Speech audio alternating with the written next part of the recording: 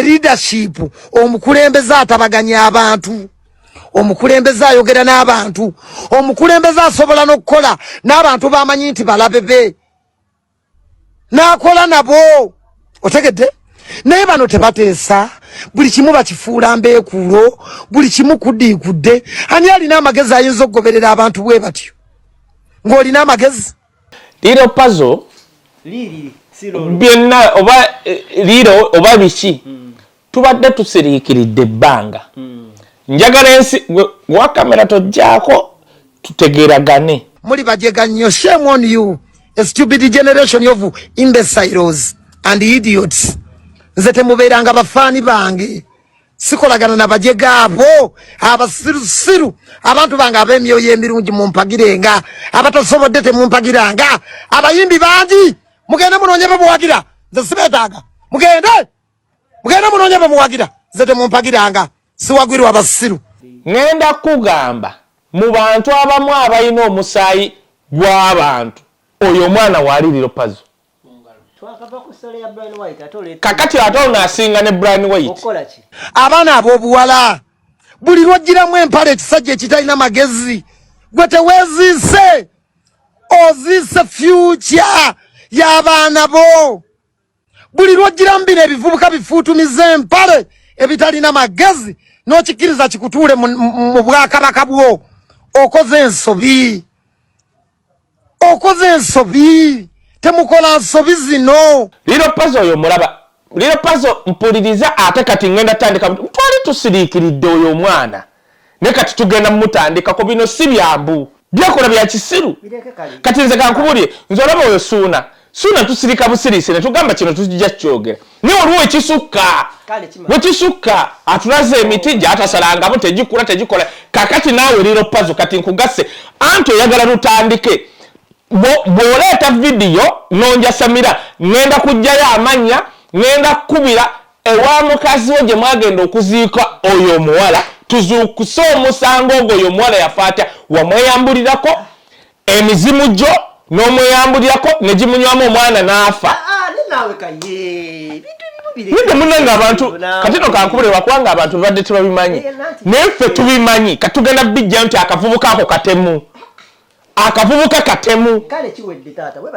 kati kalina omusaayi wuliriza kalina omusaayi bino si bya accident nga bya Brian White Liro Pazo ina omusaayi watta muganda wa mukyala wo musabo kati kankubulye ekintu kimu Liro Pazo kati kankubulye tolaba nti oli NRM if I want to toli wa kitalo nsobola okusooka okulaba namyalo nsobola okusooka okwogera n'essale n'omuntu yenna gw'olowooza nti nno wa kitalo actually sisobola gamba bebe kulu kola kintu nawe n'omugamba n'akola ekikyoka nakugwe gwe yasamira abaana ba Nuupu gwe yatta omuntu nedda nsooka olinde akasajja kato ati gwe yatta muganda we waali ye mukyala we ye Patricia kati olutalo tugumiikiriza akasiru ka Liro Pazo kavumya abaana ba Nuupu kati naffe tugenda kutandika okujja ebyama nze kankubulye kakalaamu ngenda tandika okujja ebyama by'abayimbi abasiriwalya ku nkyukakyuka byaba presenter abatta abantu byabayimbi abatta abantu including Liro Pazo negwe kigambo kutto okimanyi ati kati yamukola ki yamweyambuliramu. You are watching the Answer Channel, a solution to every situation. Subscribe right now. Oli muna Uganda wangalira mu diaspora, America, Canada, Australia, UK oba Germany. Ng'okola emirimu ebiri ku esatu, wabula nga tofuna kadde kawummula oba kwebaka. Naye nga tokyasobeddwa lwaki ssente z'olina ku akawunti yo tezeeyongerako? Toli wekka, bangi kuffe twaveeka n'ebirooto eby'amaanyi. Wabula oluvannyuma ne twesanga nga tukolerera kusasula bills zokka. Tusuba okubeerako ne famire zaffe, era nga tuwulira tetulina kye tuyinza kukola kukyusa mbeera eno. Wabula singa nkugamba nti waliwo enkola esinga eya franchise digital business ebaddewo okumala emyaka 5 mugumu. Mu nsi yonna esobola okuyamba okukolera ewantu wonna kasita obeera ne laptop oba essimu ssaako ne wifi nga okola n'omulimu gwo ate ekirungi nga teweetaaga bukugu bwonna bwa tekinologiya ng'ezimbiddwa okuyamba abajja ku kyeyonga ffe okwekolera ensimbi esasula obudde bwo wamu n'ebyo by'osobwa. Tukutendeka ne tukuwabula ne ku buli mutendera ng'oyambibwako abantu ab'enjawulo abategeera gy'ova. Tetusuubiza mpewo wabula yeno sisitimu gy'osobola okutandika okuyiga leero. Bw'oba okoye okukola essaawa ennyingi nga teri kuwummula nga tetulina kyolaga kizivaamu,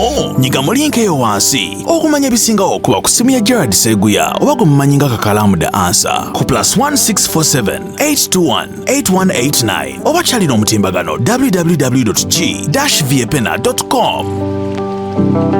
Baganda bafeera gye musinzire okwata mutulaba ku another episode ya week eno.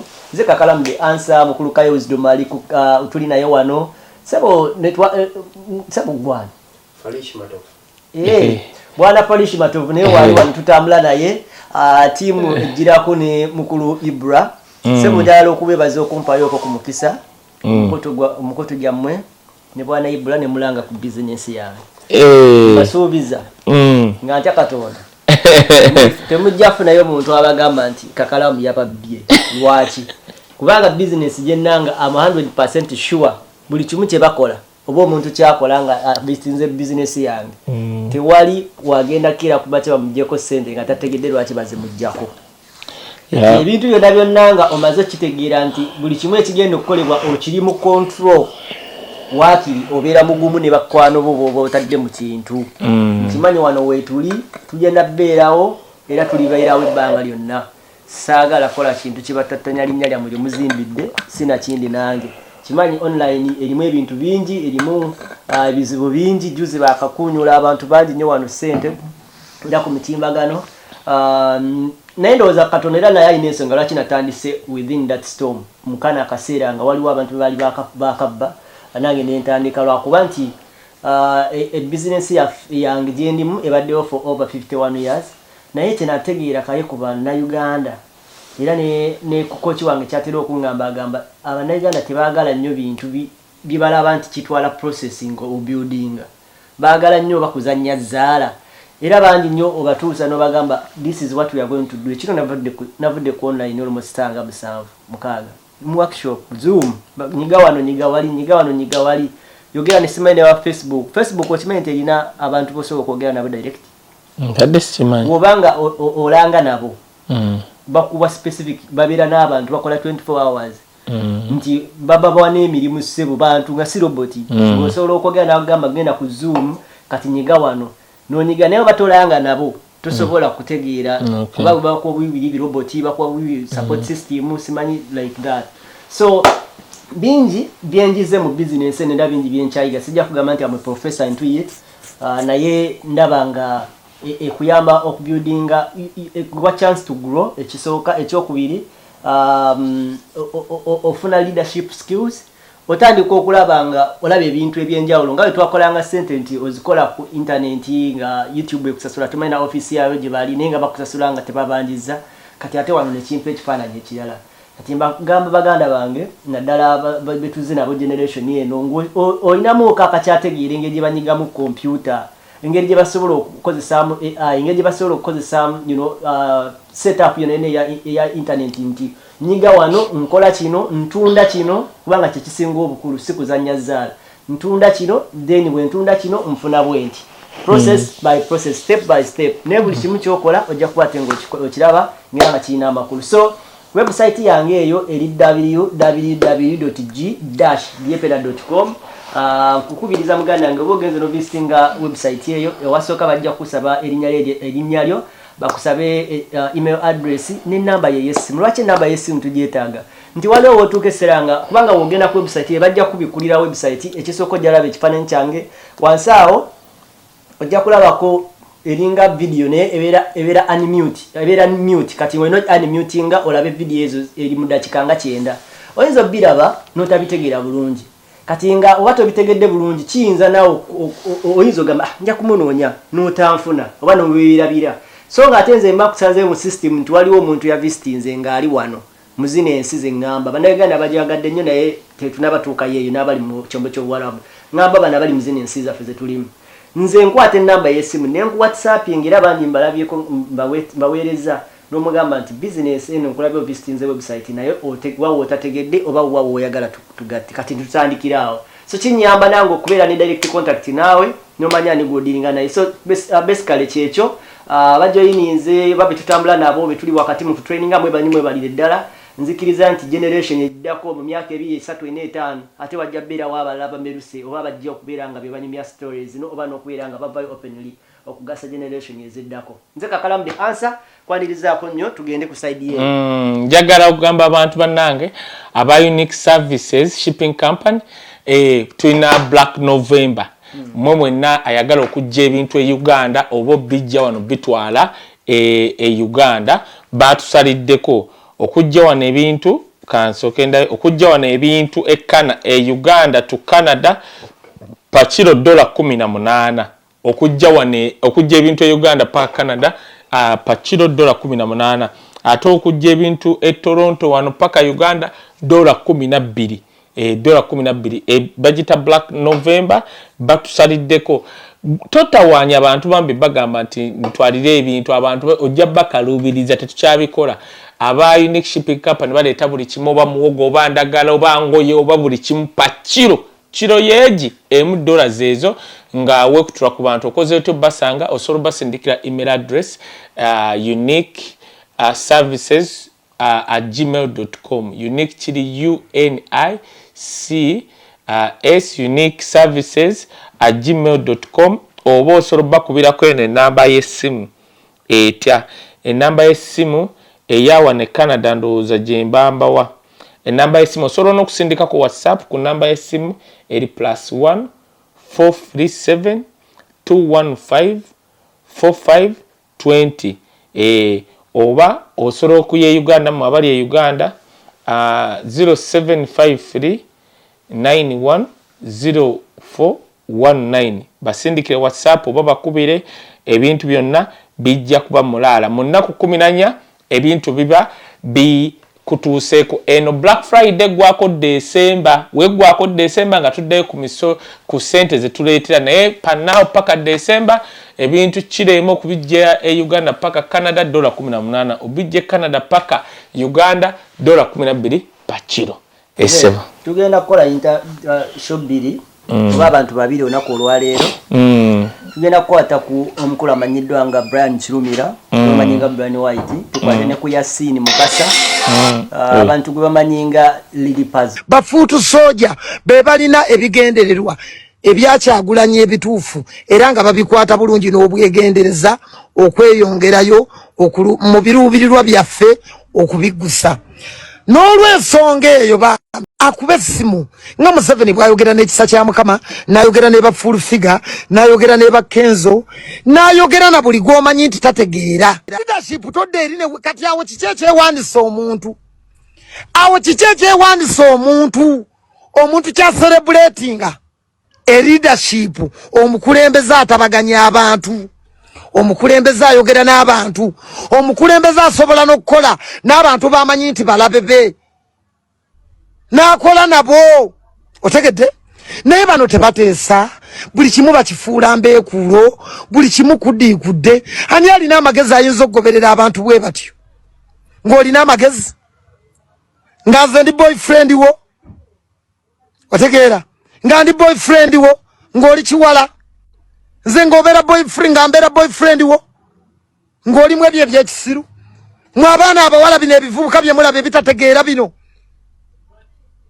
ebivubuka ebitategeera bino mubigobe baana bamwe be musuula mu matigga gwe sekisi ojja muwomerwa ogenda kufa naye omwana we agenda kusanga abaana babebekulu nga balina future ennungi abaana batodwongo bagenda okula nabo abaana b'abantu abalina obulamu obulungi era omwana wo adde eri wansi akubire abaana b'abalala nga banyumirwa kubanga wasalawo okuteera amagulu ekisajja ekisiru abaana ab'obuwala buli lwogiramu empale ekisajja ekitalina magezi gwe teweeziise oziise future y'abaana bo buli lwogiramu bino ebivubuka bifuutumiza empale ebitalina magezi n'okikkiriza kikutuule mu bwakabaka bwo okoze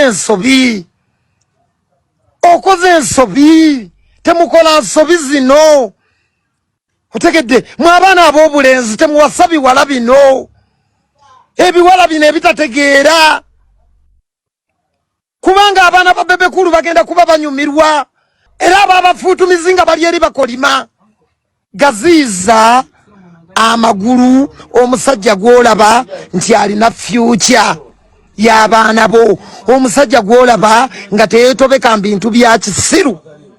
Njagala omwana w'obulenzi ogyemu andawoyayo nga togijjiramu kikazi kigwagwa. Nyamba osanga otya buloga wa Nuupu ng'ali mu kudisikasinga kumulangira Ssuuna essaawa ya kakati nga Kyagulanyi ekyalina kyakeera. Mukama nze yampa ebitone bibiri toyinza kubinzijjako, birinvaako nga nfudde, nsessa, manye okwogera, manye okuyimba. Ebyo bisatu I can beat you 100% mu mbeera yonna. Ebyo bisatu sisoboka. Mu kukyanganyisa endongo ndi kafulu, mu kwogera eby'amagezi ndi kafulu, mu kwogera eby'ekisiru ndi kafulu. Bampita ttiimu ffenna tubifiirwe. Nnyumirwa nnyo ebyonoonese. Muli bajega nnyo. Shame on you, a stupid generation of imbeciles and idiots. Nze temubeeranga bafaani bange. Sikolagana na bajega abo abasirusiru, abantu bange ab'emyoyo emirungi mumpagirenga, abatasobodde temumpagiranga. Abayimbi bangi mugende munoonye bemuwagira, nze sibeetaaga. Mugende munoonye bemuwagira, nze temumpagiranga. Siwagwirwa abasiru. Kakati era ku bubaka bwa Brian White buliwo, njagala ompeerereza obubaka eriri Pazo kuba kati yaliwo ye new stock yennyula abantu Pazo yakoze atya ne mukuddamu abawagizi ba Kyagulanyi abalowooza nti bagenda kutabukira buli omu. Ye yabapatanya omukuumu abayita buli kika ekya buli kika. Bwe bavuddeyo ne batabukira omulangira Ssuuna juzi wano we babadde ku show ya Mickey Wine, n'avayo n'agamba naye Kyagulanyi olina okuvaayo okwogera. Baffe wotayogera bantu balowooza kubatuma bano bafuutu ayina erinnya ly'abayita. Now Nasa odigamba abantu sigwali ogera. Nze nina omwana sobola kubyogerera. So njagala omumpeera obubaka. Ansooke mmala okunywa. Bangenda okwogera ku musiru we Uganda. Maliza ngena mukutandikirako. Amala okunywa na bulungi. Mali. Njagala muntu agenda kumuwa bubaka nga muvubuka naffe. Kukyayingiridde. Segenda muwa nnyo bubaka. Kakati ye Yasini Mukasa by the way. Yasini Mukasa. Omuteeka ekyobuwestana. Atasobola teri muwestana mubingo oyo. Kati ngenda kugamba ekintu. Okyewunyi n'abatulaba. Omukyalo muwestana. N'abatulaba batwewunyi. Pani Patricia. Liro Pazo. Liri siro. Byonna oba liro oba biki. Tubadde tusiriikiridde ebbanga. Njagala ensi wa kamera tojjaako tutegeragane. Tusirise n'oyasamira abantu n'ovuma abantu n'okola ki. Nze okumanya Gaayo oyo obulungi omusemberera yali mu COVID by the way. Ng'atwala akawunga. Webale nnyo. Biri ebya omusala kwagamba sigame mumanya naye kati netwegatta wamu awo bikoze bitya gwe byogamba okusupportinga that will be a story for another day. Tuliginyumyako nyina kyenjagala okugamba abantu. Naawe Liro Pazo otegeere kati kyetugamba. Ngenda kugamba mu bantu abamu abalina omusaayi gw'abantu oyo omwana waali Liro Pazo. Kakati ate onaasinga ne Brian White. Kubanga Brian White yenna alinako ebiwundu ye era ebya Brian White tusobola okugamba omuliro gwamwokya n'oli omuwala and it can be not a first degree murder. Ekya Brian White kubanga naye yajja omuliro. Hasologa yali atasooli nga wakinyonyola story. Brian White just needs a very sober and intelligent lawyer. Kati Era bayinza singa mbadde njogera ne Brian White nyina abantu ng'aba benandi mu recommendings abakabi mu ebyo ebintu. Gayi bamuyita Nahabo oyo wa Erigon. Era alinanye Brian White singa mfuni oyo munyankolo oyo wa state. Oyo mu ebyo ebintu. Brian White ng'alina ebiwundu. Ng'ennyumba ye nnene si ye yajja. Yes, agamba namusanga bweti. Kyali bwekiti. Obusiru wa Brian White bwokka bwe yakola kwekola interview. kati nzijja kuliro Pazo obagatta otya mu mboozi mu bantu abayina omusaayi gw'abantu ku ngalo mu bayimbi abaali basse ku muntu liro Pazo mwali anti tosobola kati kiwulira anti gwe tosobola kiwulira kubanga mwe mubikkirira kati nze ngenda kugamba wuliriza liro Pazo oyo mulaba liro Pazo mpuliriza ate kati ngenda tandika twali tusiriikiridde oyo omwana ne kati tugenda mutandikako bino si byambu liro Pazo oyo mulaba byeraguza byowulya nti yeeraguza tiyeraguza bweraguza yalowooza nti obugagga agenda bufunaawo alowooza bino byetugamba basuna beni mbu balogo mbu nabo basaddaaka no liro Pazo oyo mulaba mugalanda wa Patricia mukazi we nedda njagala kugamba sitole gwe sirika nze njogere byange ensi njagala mumanye ekintu kino liro Pazo muganda wa mukazi we mukazi wa liro Pazo oyo muwala ndibagamba sitole bimukwatako naye siye sigwe mulamu leero muganda wa Patricia liro Pazo yamutwala mu ssabo n'amweyambulirako kale komaawo soko komaawo ki kyogamba nedda lindako ate kyagamba anti nedda lindako kakalaamu kati nze njagala anti Patricia mukwano gwo nange mukwano gwange kati wemba namugulako obudde ku Patricia ngamba omwami mbadde mmanyi ogamba Patricia mbadde ngenda kugamba singa namugulako anti kati otegedde kyenkugamba kati oyagala ntandika story ya Patricia nedda tegenda kukoma wano kakalaamu luliriza Patricia gwoyogerako buli muntu ali abaddeko South Africa amanyi story ya mukazi wa tola wano sokoli kanti tudde ku kakala kugundi ku liro Pazo nedda kati ensiyo kati kakalaamu ensiyo nekimanyi nedda kati kakalaamu lindako ensiyo nekimanyi nti mukyala wa liro Pazo yamubba ku kimula no kimu kyono wabukedde kani oguni producer producer wabukedde no gayo omumpi kali kiwedde kakati nzira tudda ku mulambo anti tuli ku muwala kimula very good kimula KIMRA yes yasooka n'okuntwala ku bukedde simanya wano nga Faruku yantwala ku bukedde toyo kimula nga yayagala akampi liro Pazo yabba oyo muwala yasulanga wa kimula nga liro Pazo akeera n'okweraguzaako amayembege okumubbayo yes okay kale anti kati wuliriza kati nti nkugamba kikino ekikulu anti wuliriza naye gwe owuwo tewamubba ku muntu ye yamubba mumaka muli ne bamugabana batyo kati wuliriza liro Pazo woddamu okuvuma abaana ba Nuupu kati nze ngenda kujjayo wino tutunkemu awo liro Pazo yeyambulira ku muwala ku muganda wa Patricia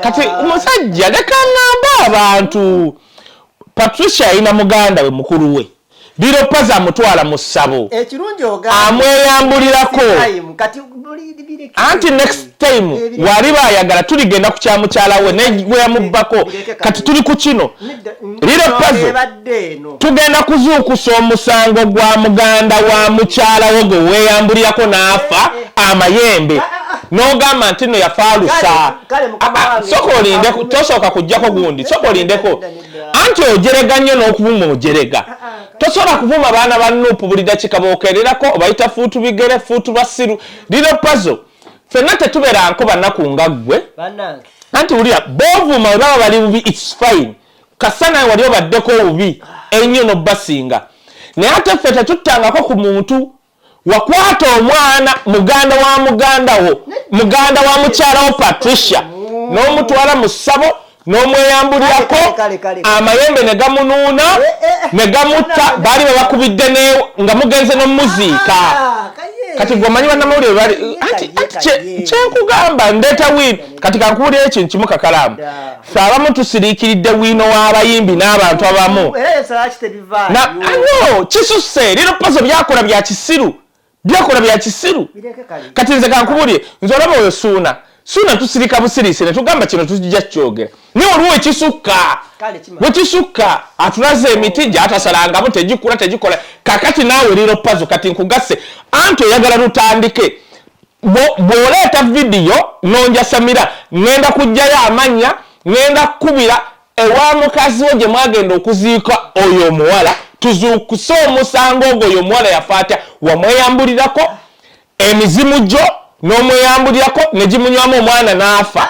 nawe Kaye Ninde munanga abantu katino kankubulirwa kwanga abantu badde tebabimanyi neffe tubimanyi katugenda bijja nti akavubuka ako katemu akavubuka katemu kale kiwedde taata we banyo bali kati kayina omusaayi wuliriza kalina omusaayi bino si bya accident nga bya Brian White liro Pazo ina omusaayi watta muganda wa mukyalawo musabo abamawulire babimanyi tetugenda bisiriikirira ze wonje Samira ngenda kujjayo amanya ngenda kunoonya famire ngikubire tuzuukuse omusango gw'omwana waabwe yafa atya kubanga wamubuzaabuza nti yafaalusa yafiira mu ssabo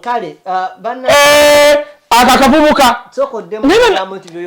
byenjogera n'obukakafu byonna mbirina gwe liro Pazo watta omwana w'abandi muganda wa mukyalawo oyasamidde nnyo Bobi Wine ne Nuupu ovuma abantu obwavu nga gwenyini wavuganga boda ya kagaali obadde bubi nnyo n'okusinga abantu gwe musajja obadde kiriro Pazo niyo kakimanyi buli muntu akimanyi wavuganga boda ya gaali obadde munaku alira mutuuze wano yes era takyegaana naye gwe musajja gwe obadde munaku gw'ovuma abaana ba Nuupu obunaku bayira we kati yatenda bulira owulidde twamusiba anti twasonda ssente z'ebyenda tugenda bibanja nze tandikonja Samire gwe ekirungi wendi ngenda kuba ate bannaye kankubulire Ibura sagamba ku kyomulimu omwaka ogujja ngenda kuba n'obudde bungi ngenda kuba nsoma ng'obudde mbuyina kati embwe ya liro Pazo njagala tutandike ngenda kubira family okulonda nga 15 bagenda kulonda nga ndi Cuba nga tuli awantu omuzungu eri we Netherland yatugambye app eri gye yaggulawo njagala tulabe nga tugifollowinga fa tuli okay abasirwaya ne balonda ebifu bayira werabayo eyani kati kankubulire ekintu kimu liro Pazo kati kankubulire tolaba nti oli NRM if I want to toli wa kitalo nsobola okusooka okulaba namyalo nsobola okusooka okwogera n'essale n'omuntu yenna gw'olowooza nti nno wa kitalo actually sisobola gamba bebe kulu kola kintu nawe n'omugamba n'akola ekikyo kanaku gwe yasamira abaana ba Nuupu gwe yatta omuntu nedda nsooka olinde akasajja kato ati gwe yatta muganda we waali ye mukyala we ye Patricia kati olutalo tugumiikiriza akasiru kaliro Pazo kavumya abaana ba Nuupu kati naffe tugenda kutandika okujja ebyama nze kankubuulire kakalaamu ngenda tandikanga okujja ebyama by'abayimbi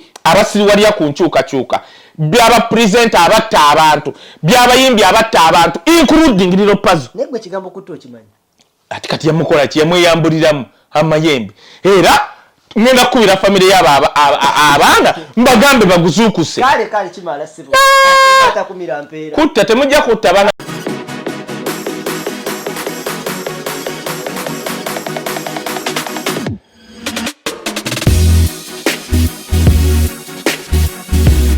The Answer Channel, a solution to every situation.